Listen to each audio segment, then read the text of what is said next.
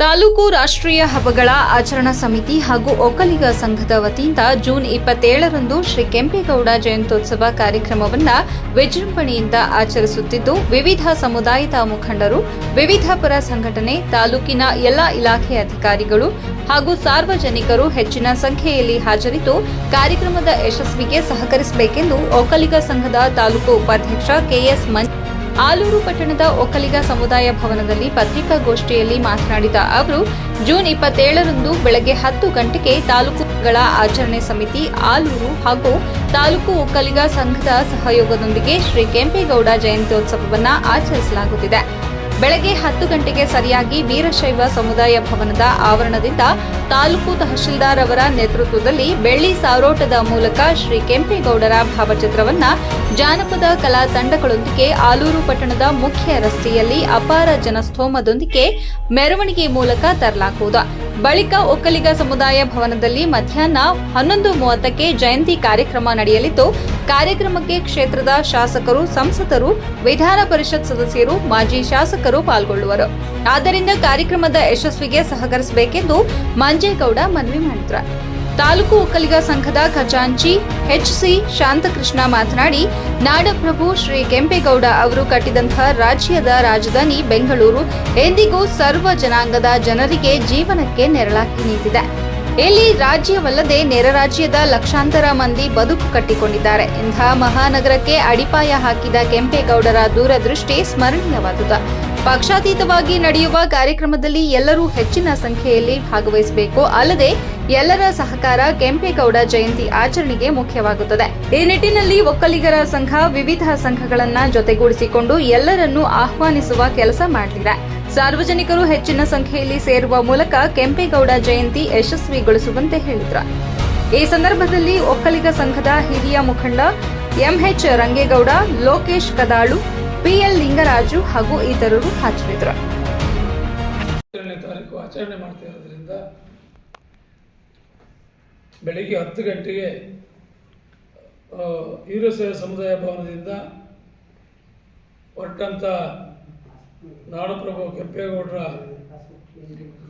ಒಂದು ನಾಡುಧ್ವಜ ಮತ್ತು ಬೆಳ್ಳಿ ರಥ ಮೆರವಣಿಗೆ ಮತ್ತು ಈರುಗಾಸೆ ಮತ್ತು ಕುಣಿತದ ಮೆರವಣಿಗೆಯಲ್ಲಿ ಒಕ್ಕಲಿಗರ ಸಮುದಾಯ ಭವನದವರೆಗೂ ಆಲೂರ ಮಧ್ಯ ಟೌನ್ನಲ್ಲಿ ಬಂದು ಇಲ್ಲಿ ವೇದಿಕೆ ಕಾರ್ಯಕ್ರಮ ಇರುತ್ತೆ.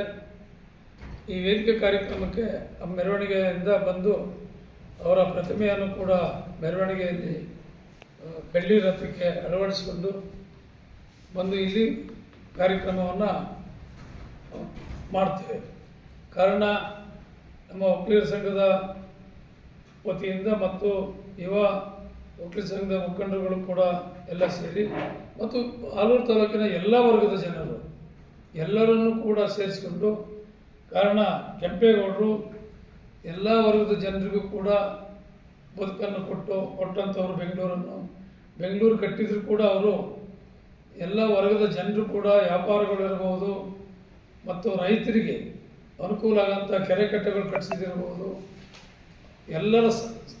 ಎಲ್ಲ ಬದುಕಿಗೂ ಕೂಡ ಅವರು ಆದಿದೀಪವಾಗಿ ಅವರು ಎಲ್ಲರನ್ನು ಸಮಾನವಾಗಿ ನೋಡಿದಂಥ ಒಬ್ಬ ಕೆಂಪೇಗೌಡರನ್ನ ಈ ಒಂದು ಕಾರ್ಯಕ್ರಮಕ್ಕೆ ಎಲ್ಲ ಮುಖಂಡರುಗಳು ಉತ್ಸಾಹಿತವಾಗಿ ಮತ್ತು ಎಲ್ಲ ವರ್ಗದ ಜನರು ಈಗಾಗಲೇ ನಮ್ಮ ಆಲೂರು ತಾಲೂಕು ಒಕ್ಕಲಿಗ ಸಂಘದ ಉಪಾಧ್ಯಕ್ಷರಾದ ಶ್ರೀಯುತ ಕೆಎಸ್ ಮಂಜೇಗೌಡರು ನಾಡಪ್ರಭು ಕೆಂಪೇಗೌಡರ ಜಯಂತಿಯ ಆಚರಣೆ ಬಗ್ಗೆ ಸವಿವರವಾಗಿ ನಿಮ್ಮ ಮುಂದೆ ಇಟ್ಟಿದ್ದಾರೆ. ಜೊತೆಗೆ ನಾಡಪ್ರಭು ಕೆಂಪೇಗೌಡರು ಒಂದು ಸಮಾಜಕ್ಕೆ ಸೀಮಿತವಾದವರಲ್ಲ ಅವರು. ಯಾಕೆ ಅಂತ ಹೇಳಿದರೆ ಅವರು ಆವತ್ತಿನ ಕಾಲದಲ್ಲಿ ಏನು ಯಾರ್ಯಾರು ಯಾವ ಕುಲ ಕಸುಬನ್ನು ಮಾಡ್ತಾಯಿದ್ರು, ಆ ಕುಲ ಕಸುಬಿಗೆ ತಕ್ಕಂತೆ ಸುಮಾರು ಬೆಂಗಳೂರು ನಗರದಲ್ಲಿ ಸುಮಾರು 66 ಪೇಟೆಗಳನ್ನು ನಿರ್ಮಾಣ ಮಾಡಿ ಅವರ ಜೀವನಕ್ಕೋಸ್ಕರ ಅಲ್ಲಿ ಅವರಿಗೆ ಬುನಾದಿನ ಹಾಕಿಕೊಟ್ಟಿದ್ದಾರೆ. ಜೊತೆಗೆ ಇವತ್ತು ಬೆಂಗಳೂರು ನಗರ ಏನಿದೆ ಇದು ಇಡೀ ವಿಶ್ವಾದ್ಯಂತ ತಿರುಗಿ ನೋಡುವಂತೆ ಮಾಡಿರುವಂಥ ಮಹಾನ್ ನಾಯಕ ನಾಡಪ್ರಭು ಕೆಂಪೇಗೌಡ ಅವರ ಜಯಂತಿಯನ್ನು ಇದುವರೆಗೂ ತಾಲೂಕು ಆಫೀಸಿನಲ್ಲಿ ಕೆಲವು ಒಂದು 50ರಿಂದ 100 ಜನ ಸೇರಿಸಿ ಕಾರ್ಯಕ್ರಮ ಮಾಡ್ತಾಯಿತ್ತು. ಅದಾಗಬಾರ್ದು.